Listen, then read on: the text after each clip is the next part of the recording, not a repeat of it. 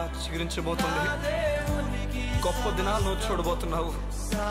నీ యేసుకు సమస్తము సాధ్యమే. గుడ్ మార్నింగ్ దేవుని ప్రియ కుమారుడా, గుడ్ మార్నింగ్ దేవుని ప్రియ కుమార్తె. Special good morning to you.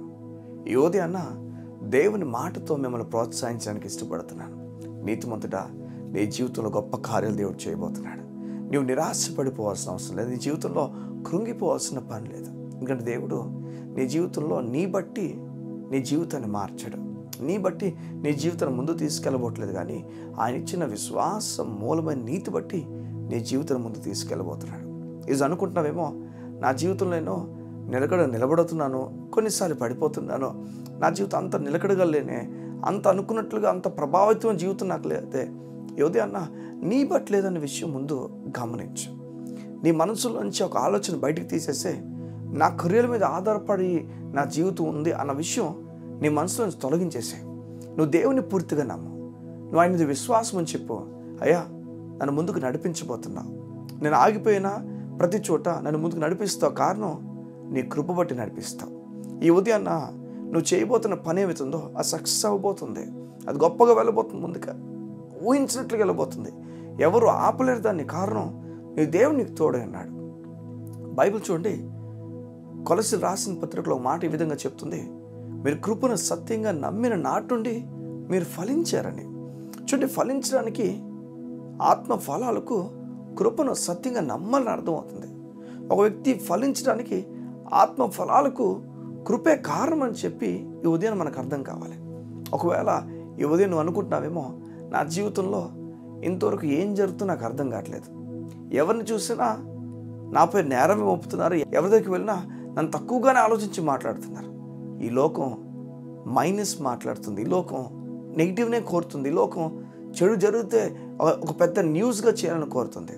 అలాంటి లోకంలో నువ్వు అర్థం చేసుకోవాలి. అలాంటి లోకంలో ఉన్నావు కనుక ఈ లోకం అదే కోరుతుందని నీవు అర్థం చేసుకొని దాంట్లో ఎలా నువ్వు నిలబడాలో గుర్తుపెట్టుకో. అది పరలోక రాజ్యం ఏం కోరుతుందంటే నీ మంచి కోరుతుంది. పరలోక రాజ్యం నీకు గొప్ప కార్యాలు జరగాలని కోరుతుంది కనుక నీ మనసు దానిపై నిలపడానికి ఇష్టపడు. ఈ ఉదయం దేవుడు నీతో మాట్లాడి చెప్తున్నాడు, కృపను నమ్మితే అయ్యా నాకు గొప్ప కార్యాలు జరగబోతున్నాయి. నా బట్టి కాదు, నీ కుమారుడైన యేసు ప్రభు బట్టి నాకు జరగబోతున్నాయి. అవును, సత్యం మీద ఉంటే నీ బట్టి కాదు. చూడండి, నీ బట్టి కాదు, కానీ నీ ఒకవేళ ఒక అప్పు కట్టలేకపోతున్న సమయంలో, నీ దగ్గర డబ్బు లేని సమయంలో నీ స్నేహితుడి దగ్గర కాస్త కోస డబ్బులు ఉండడం వల్ల నీ అప్పును కడదామని చూస్తున్నాడు, నీ అప్పును తాను క్లియర్ చేద్దామని చూస్తున్నాడు. అప్పుడు ఏం చెప్తాను చెప్పండి, నేను క్లియర్ చేయలేదు కానీ తన బట్టి నేను క్లియర్ చేయగలిగాను. అవును కదండి. ఇప్పుడు మనం కట్టాలి, మనం కట్టలేనప్పుడు మన స్నేహితుడు కట్టడం మనం ఏం చెప్తాం చెప్పండి, ఆయన నాకు సహాయం చేశాడండి, తన బట్టి నేను క్లియర్ చేయగలిగానండి. అలా కృప బట్టి అన్నప్పుడు మన బట్టి కాదు, యేసు ప్రభు బట్టి నువ్వు కార్యాలు చూడబోతున్నావు. గొప్ప కార్యాలు జరగబోతున్నాయి. నువ్వు అనుకున్న ఎగ్జామ్ నువ్వు కొట్టబోతున్నావు, నువ్వు అనుకున్న ఉద్యోగం కొట్టబోతున్నావు. దేవుని కార్యాలు గొప్పగా జరిగించబోతున్నాడు. చూడండి, కృపలో అదరి ఉండదు, భయం ఉండదు, భయపడిపోవడం ఉండదు. అది జరిగినా జరగకపోయినా అయ్యా నువ్వు ది బెస్ట్ నాకు ఇవ్వబోతున్నా నమ్ముతాడు. కృప నమ్ముతున్న వ్యక్తి ఏదైనా గొప్ప కార్యాలు నీకు దేవుడు జరిగించబోతున్నాడు. దేవుడు ఆగిపోయిన ప్రతి పరిస్థితిని దేవుడు ముందుకు వెళ్ళమని ఆజ్ఞాపించుచున్నాడు. నీ గొప్ప కార్యాలు జరగబోతున్నాయి.